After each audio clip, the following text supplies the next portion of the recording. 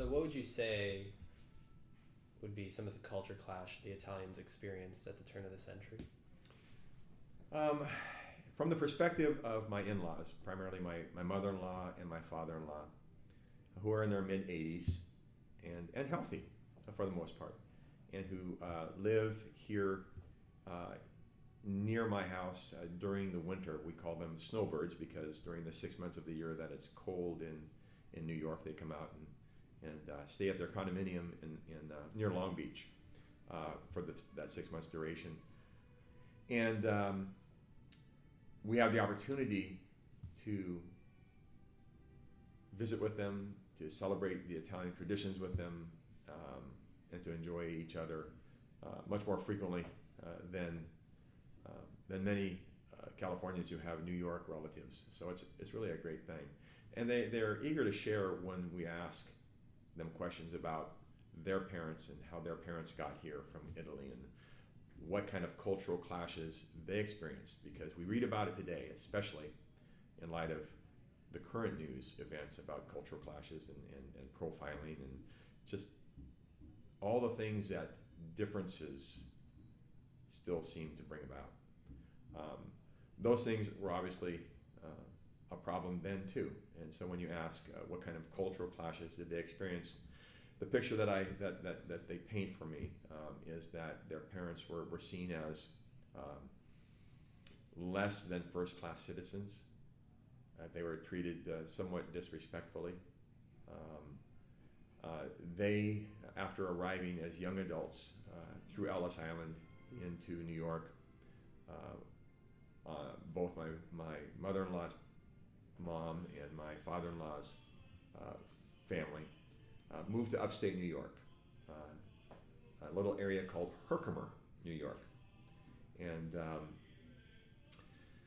that's where they grew up. In Herkimer, there are far fewer Italians than there were in New York. So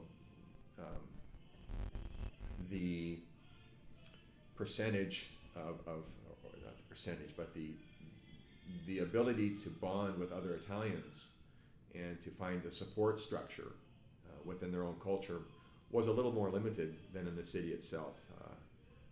But they did form an Italian bond. Herkimer was divided into sections. You had the Italian section, the German section, and the Polish section. And the railroad tracks, even today, still divide those sections. It's where our principal here at Loyola was born and raised, Herkimer, New York. Frank Kozakowski was born there, and I had the privilege of visiting Herkimer and seeing where he was born and seeing the house that he grew up in on a beautiful street that leads up a hill in Herkimer, and touring this small town, which is like a kind of a postcard town. It's a beautiful small town, but culturally there were clashes between each of these distinct populations, and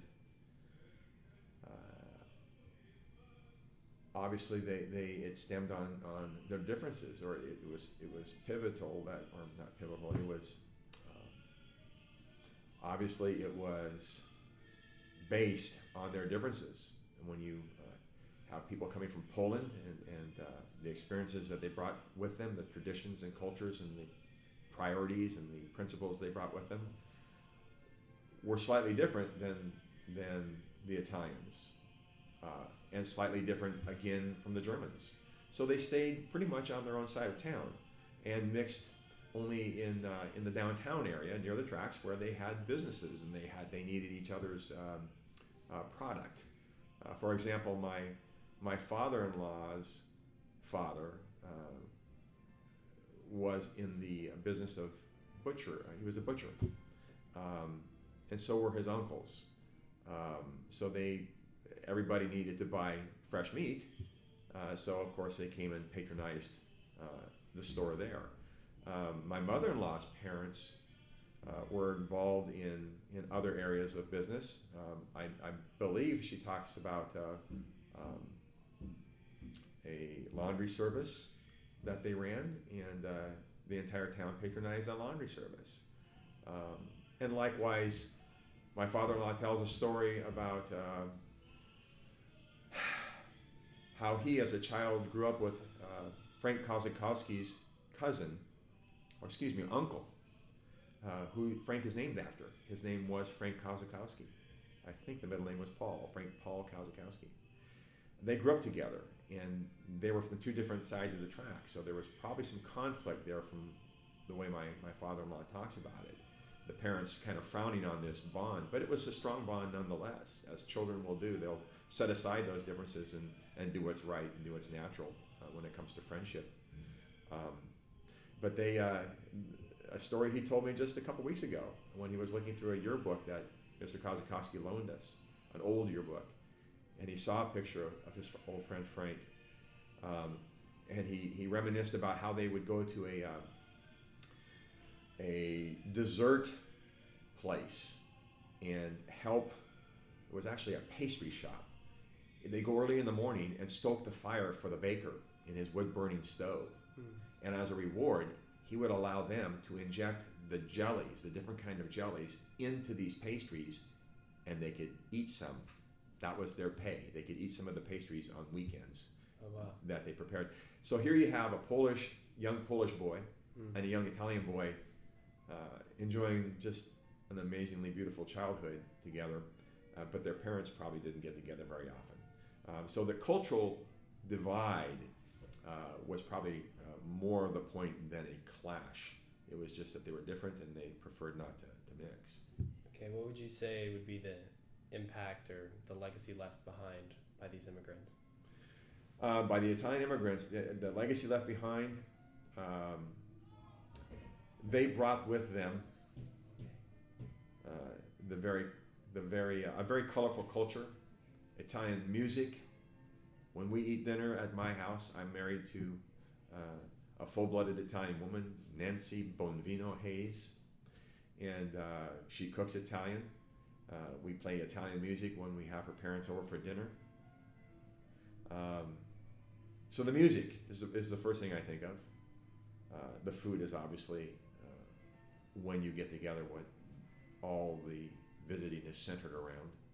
The importance of the food that they bring and they share, love to share. Their faith, all the Italians I know are Catholic and very devout Catholics. My wife is the principal of her school, St. Cornelius Elementary School in Long Beach, and she's very involved in the religious education of those children that she calls, quote unquote, my kids. Her mother attends Mass every day at my church when she's here, and I'm sure when she's back in upstate New York, she does the same thing there. They go to daily Mass, along with my father-in-law. They have 5 children. They have 3 girls and 2 boys, and they brought with them something that shows in these children as well, which is a hard work ethic, very hard work ethic, and not one of trying to be better than anyone else. But I think what I've learned by watching them over the years is just trying to be the best they can be, to have a positive impact on society, to be wise with their money, to be generous, to be giving. It's a very beautiful culture, the Italian.